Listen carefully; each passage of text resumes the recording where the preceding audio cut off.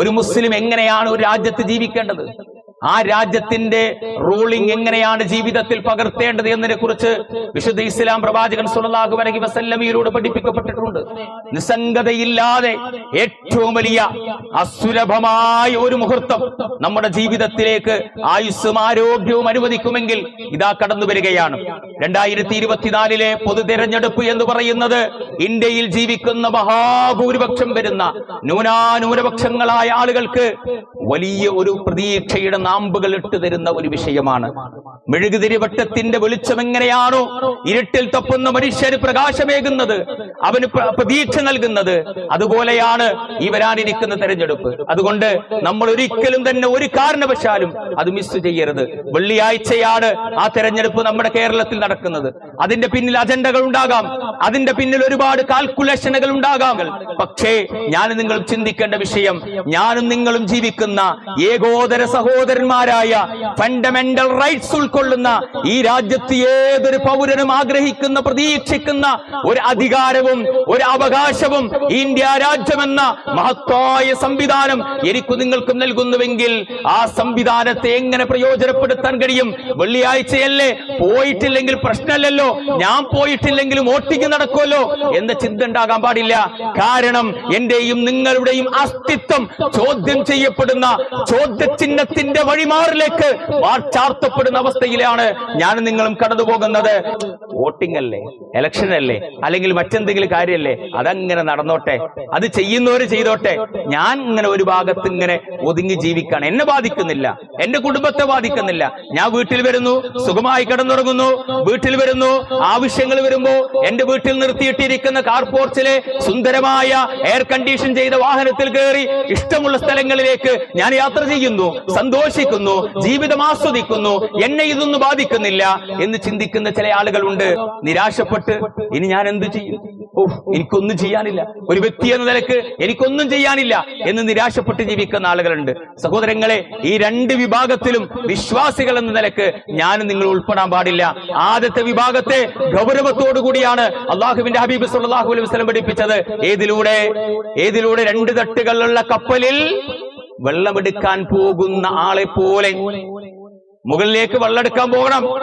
അപ്പൊ ചില ആളുകൾ ചിന്തിച്ച്, എന്തിനാ മുകളിലേക്ക് വെള്ളമെടുക്കാൻ പോകുന്നത്? താഴെ തന്നെ ഇഷ്ടം പോലല്ലേ, കപ്പൽ യാത്ര ചെയ്യുന്ന വെള്ളത്തിലാ, അവിടെ ചെറിയ ഓട്ടുണ്ടാക്കിയാൽ ഇഷ്ടംപോലെ നമുക്ക് വെള്ളം കുടിക്കാം, മുകളിലേക്ക് പോകണ്ട എന്ന് ചിന്തിക്കുന്ന ആളുകൾ വിഡ്ഢികൾ.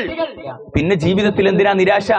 സഹോദരങ്ങളെ, ജീവിതത്തിൽ പ്രതിസന്ധികളും പ്രയാസങ്ങളും ബുദ്ധിമുട്ടുകളും വേദനകളും പരീക്ഷണങ്ങളും ഉണ്ടാകും. അങ്ങനെ ഉണ്ടാകുമ്പോ അള്ളാഹു പഠിപ്പിച്ച നിർഭയത്വമുള്ള ഒരു ജീവിതം കെട്ടിപ്പടുക്കാൻ എനിക്ക് നിങ്ങൾക്കും സാധിക്കുമോ? എങ്കിൽ രക്ഷപ്പെടാനുള്ള മാർഗമുണ്ട്. ആർത്തിരമ്പുന്ന കടലിന്റെ തിരമാലകളിൽ എത്ര വലിയ കലുഷിതമായ സമുദ്രമാണെങ്കിലും ആ സമുദ്രത്തിലൂടെ സഞ്ചരിക്കുന്ന കപ്പലിലെ പ്രതിസന്ധികളെ, പ്രയാസങ്ങളെ, വലിയ വലിയ തിരമാലകളെ വകഞ്ഞു മാറ്റി ആ കപ്പൽ ലക്ഷ്യം വെക്കുന്ന സ്ഥാനത്തേക്ക് സുരക്ഷിതമായി എത്തിക്കുന്ന കപ്പിത്താനുണ്ടല്ലോ, അവനാണ് ജീവിതത്തിൽ വിജയം നേടുന്നവൻ.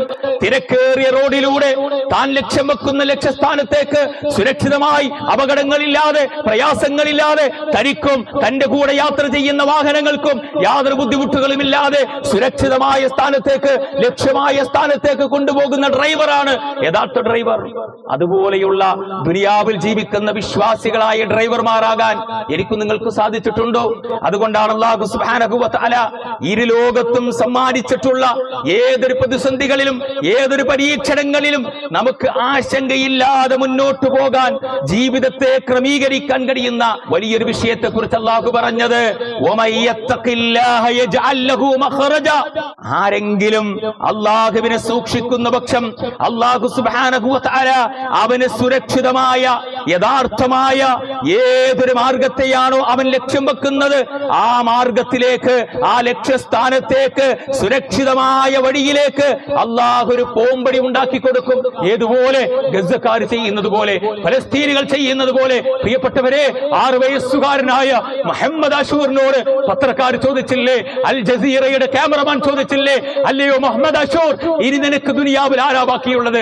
വാപ്പ പോയി, ഉമ്മ പോയി, നിന്റെ ജ്യേഷ്ഠാനിയന്മാർ പോയി, നിന്റെ നിന്റെ കുടുംബക്കാരെല്ലാവരും അക്കാണുന്ന ഭീമാകാരമായ കെട്ടിടത്തിന്റെ അടിയിലായി പോയിട്ടുണ്ട്. ഇനി നിന്നെ താങ്ങാൻ ആരാ, നിന്നെ സഹായിക്കാൻ ആരാ അശൂരെ എന്ന് ചോദിച്ചപ്പോ 6 വയസ്സുകാരനായ മുഹമ്മദ് അശൂർ എന്ന ഗസയുടെ പൊന്നുമോന് പറഞ്ഞത്, വിറക്കുന്ന കൈകളോടെ, ചോര വാർന്നു തുടിക്കുന്ന ശരീരത്തോടെ, മാംസലങ്ങൾ പിച്ച് ചീന്തപ്പെട്ട ശരീരത്തോടെ മുഹമ്മദ് അശൂർ പറഞ്ഞത്, അലല്ലാ അലല്ലാ അലല്ലാ, അല്ലാഹു ഉണ്ട് പ്രിയപ്പെട്ടവരെ, അല്ലാഹു ഉണ്ട് പ്രിയപ്പെട്ടവരെ. മഹാനായ മൂസ അലൈഹിസ്സലാം ആർത്തിരമ്മുന്ന ചെങ്കടലിന്റെ തിരമാലയുടെ മുമ്പിൽ നിന്ന് പിന്നിലേക്ക് ഫറോവയുടെ കിങ്കരന്മാരുടെ ആയുധങ്ങൾ പരസ്പരം കൂട്ടിമുട്ടുന്ന ശബ്ദം കേട്ട് നിൽക്കുമ്പോ മഹാനായ മൂസാ നബി അലൈഹിസ്സലാം തന്റെ അനുചരന്മാരോട് പറഞ്ഞില്ലേ, കല്ലാ ഇന്ന മഅയ റബ്ബി, കല്ലാ ഇന്ന മഅയ റബ്ബി സയഹ്ദീൻ. എന്റെ ജീവിതത്തിൽ ഏതേത് പ്രതിസന്ധികൾ, ഏതേത് ബുദ്ധിമുട്ടുകൾ, ഏതേത് പ്രയാസങ്ങൾ, പരീക്ഷണങ്ങളിലൂടെ ഞാൻ കടന്നു പോകുന്നുണ്ടോ, എനിക്കൊരു സന്തോഷത്തിന്റെ, ആശ്വാസത്തിന്റെ, രക്ഷയുടെ യഥാർത്ഥമായ ലക്ഷ്യസ്ഥാനം അള്ളാഹു എനിക്ക് കാണിച്ചു തരും. പരീക്ഷണങ്ങൾ ഉണ്ടാകും, ബുദ്ധിമുട്ടുകൾ ഉണ്ടാകും.